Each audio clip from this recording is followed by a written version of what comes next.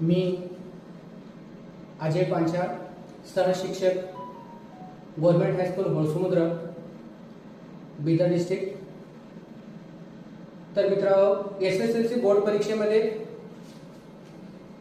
3 मार्कासाठी अति महत्त्वाचा असे प्रश्न आज आपण शिकणार आहोत।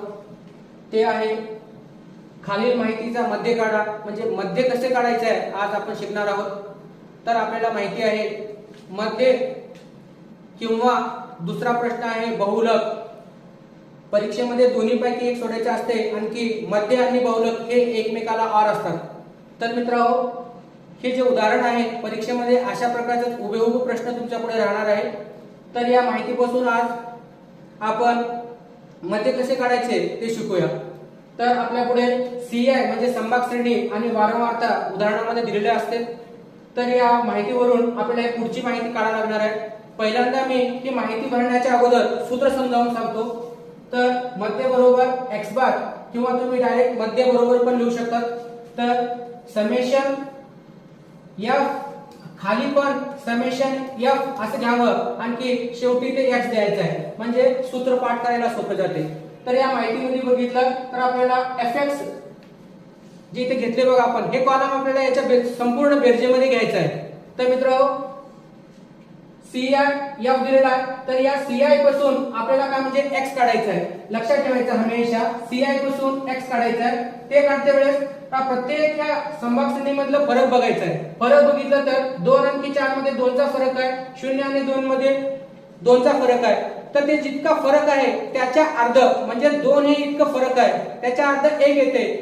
1 ही संख्या काय म्हणजे प्रत्येक इकडच्या डाव्या बाजूच्या संख्येमध्ये बेरीज करून इथे लिहायची आहे। 0 मध्ये 1 घातलं तर 1 मिळणार आहे, 2 मध्ये 1 घातलं 3, 4 मध्ये 1 घातले 5, 6 मध्ये 1 घातले 7, 8 मध्ये 1 घातले 9, 10 मध्ये 1 घातले 11, आणखी 12 मध्ये 1 घातले 13, असे का म्हणजे आपल्याला x आपल्याला वर्गमध्ये मिळणार आहे। वर्गमध्ये काढल्यानंतर आपल्याला पुढची स्टेप आहे fx। का म्हणलं तर सूत्रामध्ये बघितलं इथं वर fx आहे, fx विचारायला लागलेला आहे। तर fx काढते वेळी सोपं आहे, f आणि x म्हणजे या दोघांचा गुणाकार। इथे f आहे, इथे x आहे, या दोघांचा गुणाकार करून हे काय कॉलम भरून घ्यायचं। 1 गुणिले 1 म्हणजे 1, 3 गुणिले 2 3 दुगुणी 6, 5 गुणिले 1 5 एका 5, 7 गुणिले 5 7 5 35, 9 गुणिले 6 9 7 54, 11 गुणिले 2 22, 13 गुणिले 3 39, असे का म्हणजे आपल्याला पूर्ण fx मिळेल। ही काढल्यानंतर आपल्याला सूत्रामध्ये बघितल्यानंतर हे जे समेशन आहे ह्याचा अर्थ बेरीज होते, म्हणजे fx ची पूर्ण बेरीज, आणखी इथं समेशन f आहे म्हणजे f ची पूर्ण बेरीज काढायची आहे। हे याची जरा बेरीज केली आपण, 3 अधिक 2 5, 5 मध्ये 6 घातले 11, 11 मध्ये 5 घातले 16, 1 17 18 19 20, 20 इतकी काय पूर्ण बेरीज यायला लागलेली आहे। समेशन f बरोबर 20।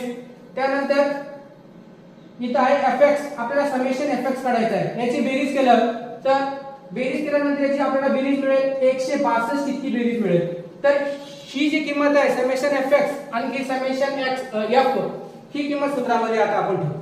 तर fx बरोबर 162, त्यानंतर समेशन f बरोबर 20। तर हे जे 162 ला 20 ने भागायचं आहे ते सोपं करण्यासाठी मी तुम्हाला ट्रिक सांगतो। 162 आहे जशा तसं लिहून हे 20 आहे ना, या संख्येला आपण 2 गुणिले 10 केलं म्हणजे 10 दुगुणी 20 भेटते। तर या 2 ना 162 ला आपण आता भाग देऊ। बेका बे 82 16 बेका बे म्हणजे आपल्याला भेटलं 81 आणि खाली राहणार आहे 10। तर 10 च्या पुढे बघितलं 10 मध्ये 1 च्या पुढे 1 शून्य आहे, म्हणून उजवी बाजूकडून डावी बाजूकडे तितके संख्या मोजायची, जितके शून्य आहे तितके अंक मोजायचे आहे। तर 1 अंक शून्य आहे म्हणून 1 अंक इकडे घेतलं तर 8.1 इतकं काय म्हणजे आपल्याला मध्य मिळेल। तर या उदाहरणाचं मध्य आहे 8.1। धन्यवाद।